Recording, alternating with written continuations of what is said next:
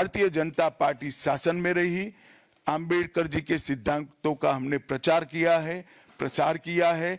आरक्षण को और मजबूत करने का काम भारतीय जनता पार्टी ने किया है।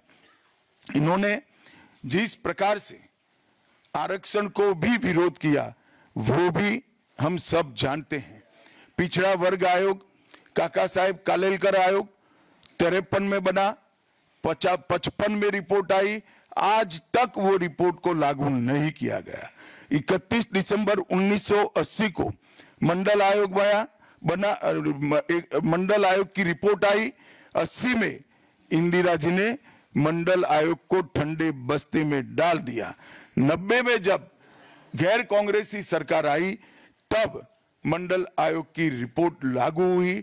उस वक्त राजीव गांधी विपक्ष के नेता थे और जब मंडल आयोग की रिपोर्ट लागू हुई, प्रस्ताव संसद में आया, राजीव जी ने अपने जीवन का सबसे लंबा भाषण ओबीसी के आरक्षण का विरोध करने के लिए किया। आज मैं फिर से एक बार आग्रह के साथ मीडिया को बताना चाहता हूं, सच्चाई को जनता तक पहुंचाना चाहिए। मेरी पूरी बात बहुत स्पष्टता के साथ, कोई कंफ्यूजन के बगैर राज्यसभा के रिकॉर्ड पर है। आज भारतीय जनता पार्टी के सैकड़ों कार्यकर्ताओं ने ट्वीट कर भी इस सत्य को लोगों के बीच में पहुंचाया है। और जिन्होंने जीवन भर बाबा साहेब का अपमान किया, जिन्होंने जीवन भर बाबा साहब के सिद्धांतों को दरकिनार किया, जिन्होंने जब तक सत्ता में रहे बाबा साहब को भारत रत्न मिलने नहीं दिया, जिन्होंने जब तक सत्ता पर रहे आरक्षण के सिद्धांतों की धज्जियां उड़ाई, वो लोग आज बाबा साहेब आंबेडकर के नाम पे भ्रांति फैलाना चाहते हैं।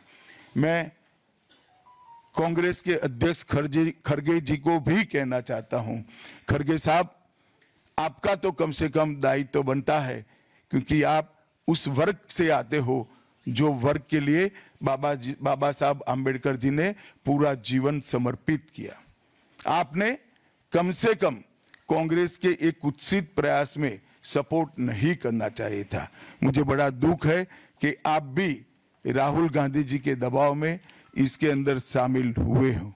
मित्रों, आज जब हम सब यहाँ बैठे हैं, मैं फिर से एक बार कहना चाहता हूं, कांग्रेस के पास इस संविधान के ऊपर की चर्चा में बाबा साहेब आंबेडकर विरोधी कांग्रेस है, इसका कोई जवाब नहीं बचा। संविधान विरोधी कांग्रेस है, इसका कोई जवाब नहीं बचा।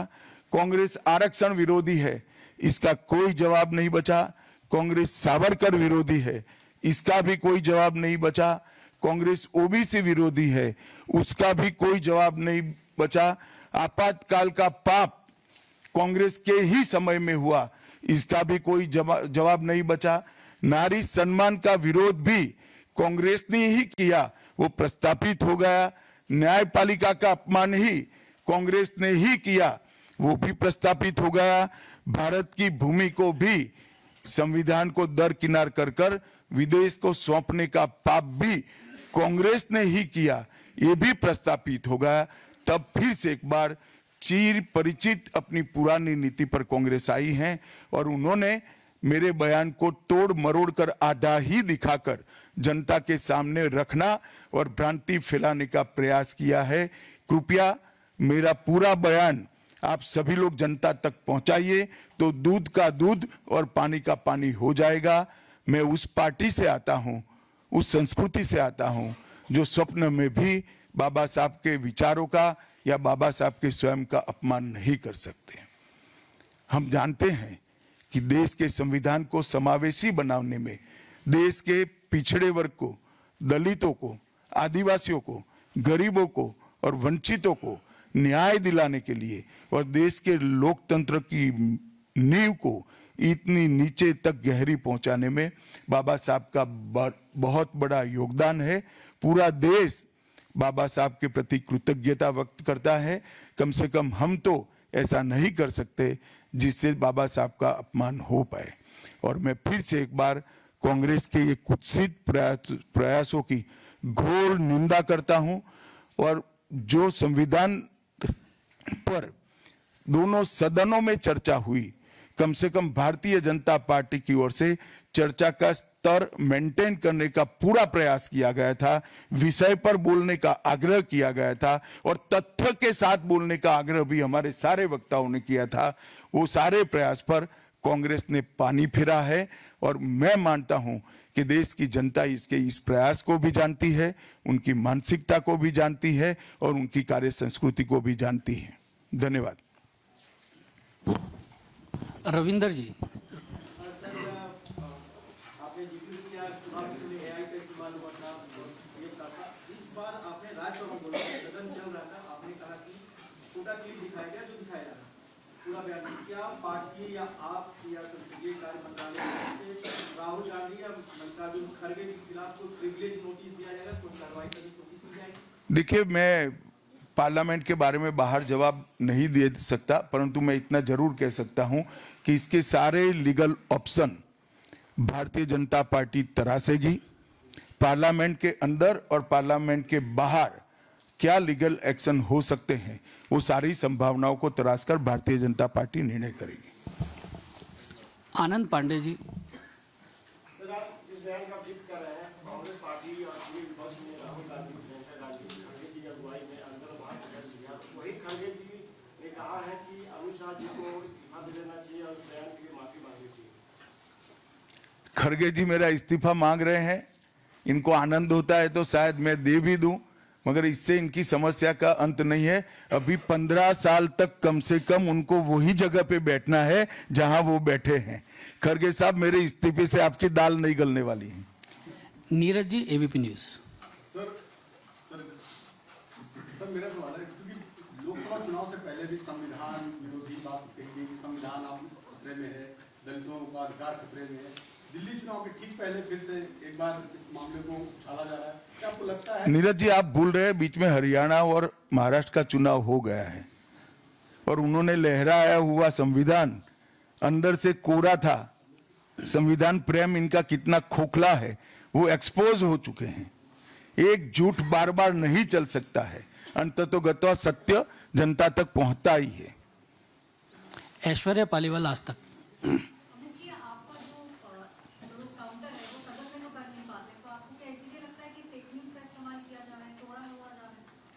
नहीं, सिर्फ मुझ पर नहीं, कई बार प्रधानमंत्री जी के लिए भी इस प्रकार के प्रयास किए, चुनाव के वक्त मेरे लिए भी किया था, फिर से एक बार कर रहे हैं। मगर मैं इसीलिए आज आप सबके सामने आया हूं। सार्वजनिक जीवन में आपका भी दायित्व है कि क्षीर नीर करने में जनता का मदद करिए, दूध का दूध और पानी का पानी करने में जनता को मदद करिए। मुझे आनंद होता अगर मेरे भाषण के मुद्दों के तथ्यों को वो चैलेंज देते। तथ्य पर चैलेंज देने के लिए कुछ नहीं है। मैंने भाषण का एक एक शब्द तथ्यात्मक है और इतिहास से गर्भ से बाहर आया हुआ है, इसलिए वो इस प्रकार से मेरे भाषण को एडिट कर कर इसको गलत अर्थ निकालकर इस प्रकार का प्रयास करें। शैलेंद्र जी। खुद खड़गे जी की तरफ से एक आपत्तिजनक बयान भी आया है आपके बयान को कोट करते हुए, इस तरह से कि हाँ आग लग जाएगी, या उस पर क्या कहना चाहेंगे? उन्होंने भड़काऊ बयान। मुझे लगता है आप मेरी प्रेस को अच्छे से कवर करिए, कुछ नहीं होगा। प्रज्ञा कौशिक।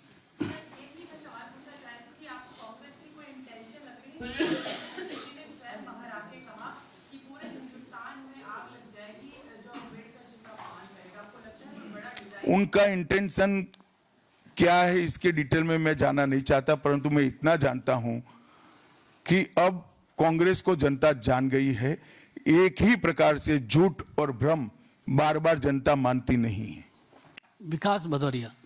लोकसभा के समय भी आपके बयान को AI के जरिए टारगेट किया गया, इस बार भी आपके बयान को टारगेट किया गया। आपको ही हर बार टारगेट क्यों करते हैं? सॉफ्ट टारगेट हैं आप। भाई, आपका सवाल गलत जगह पे, ये कांग्रेस कार्यालय में पूछने का सवाल है, मुझे क्यों पूछ रहे हो? यतेंद्र जी। यतेंद्र। मेरा सवाल अरविंद केजरीवाल ने भी इस पर निशाना साधा। उनका कहना है कि बाबा साहब किसी भगवान से कम नहीं है और जिस तरह से प्रधानमंत्री आपके फेवर में आए सब कुछ में, तो सोची समझी रणनीति के तहत ये सब कुछ। देखिए, इनकी भ्रांति है, प्रधानमंत्री सत्य के फेवर में बोले हैं। मोहित भट्ट। सर, जिस प्रकार से सारी विपक्षी पार्टियां भी अब साथ आ गई हैं, पहले वो अलग अलग मुद्दों पे पार्लियामेंट में अलग अलग दिखी थी, लेकिन इस मुद्दे पे वो सड़कों पे आने की बात कर रही है। आम आदमी पार्टी ने प्रोटेस्ट किया, टीएमसी भी प्रोटेस्ट करेगी, तो इस मुद्दे पे सारी विपक्षी पार्टी एक साथ आ गई है। देखिए, सत्य को किसी के सपोर्ट की जरूरत नहीं होती। हमारी बात में, हमारे मुद्दों के साथ सत्य स्वयं खड़ा है। सत्य सबके साथ सत्य ही रहता है। कितने भी लोग साथ में आए, इससे सत्य को कोई फर्क नहीं पड़ता। कृष्ण मोहन शर्मा। सर, कृष्ण मोहन शर्मा, भारत एक्सप्रेस से। आज एक बहुत आश्चर्यजनक बात ये हुई कि जो कभी कहते थे कि मैं संविधान को नहीं मानता, मैं एनार्किस्ट हूँ, मुझे जनता ने संविधान के लिए नहीं अरविंद केजरीवाल को वोट दिया है, वो भी आपकी आलोचना कर रहे थे और कह रहे थे कि बाबा साहब भीमराव अम्बेडकर का बड़ा अपमान किया। चलो, कम से कम मेरे कारण अरविंद केजरीवाल जी संविधान का और बाबा साहब का सम्मान करने लगे, वो आनंद का विषय है। संजय जी। सर, आपका भाषण सभी ने देखा था, सुना था। उस समय कोई सी चीज सामने नहीं आई थी, लेकिन उसके बाद से जैसे जब आपकी स्पीच जब खत्म हो गई, जब बाहर निकले, उसके बाद में सोशल मीडिया पर जिस तरीके से एक के बाद चीजें आने लगी, उस समय आपको लगा था कि सीधे आप ही पे अटैक कर रहे हैं। शायद आप भूल रहे हैं कि राज्यसभा में श्री राहुल गांधी नहीं बैठते हैं। राहुल गांधी राज्यसभा, लोकसभा में बैठते हैं। आमोद जी। सर, आपने इस भाषण के खिलाफ प्रिविलेज का नोटिस दिया है डायरेक्ट ज्वाइन है राज्यसभा। क्या प्रिविलेज का मामला इसमें बनता है? मुझे क्या मालूम, हो तो स्पीकर साहब ने तय करना पड़ेगा, सभापति जी तय करेंगे।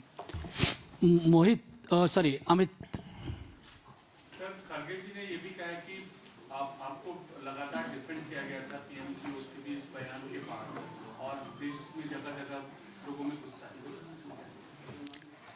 मुझे लगता है कि खड़गे जी ने आत्मनिरीक्षण करने की जरूरत है। वो जो कर रहे हैं, इसके प्रति गुस्सा है या मेरे बयान के प्रति, वो उनको थोड़े दिन में मालूम पड़ जाएगा। आप पूछना चाहते हैं? लोकसभा चुनाव से लेकर के कल संसद में आपके बयान टारगेट पॉलिटिक्स दिखाई दी। इस टारगेट पॉलिटिक्स का बीजेपी कैसे जवाब देगा? नहीं, बीजेपी को टारगेट कर रहे हैं वो सही है, क्योंकि जनता के फैसले लगातार बीजेपी के पक्ष में आ रहे हैं। इसका उनके पास ना कोई काट है ना कोई तोड़ है।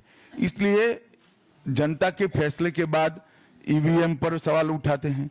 जनता के फैसले के बाद खुशफहमी में रहते हैं कि हारने के बाद भी कि हम जीते हैं, और जनता के फैसले के बाद भी फिर से एक बार भ्रांति फैलाने का प्रयास करते हैं, परंतु जनता सब जानती है। अंतिम सवाल रविकांत जी। सर, पूरे सत्र के दौरान देखा गया है कि इंडिया अलायंस सभी मुद्दों पर एकजुट नहीं था, लेकिन कल के भाषण के आपके भाषण के बाद उनको लगता है कि एक मुद्दा मिल गया, आपके भाषण की वजह से सभी एकजुट होकर आप पर हमला कर रहे हैं, तो आपने यूनाइट कर दिया उनको। ऐसा नहीं है।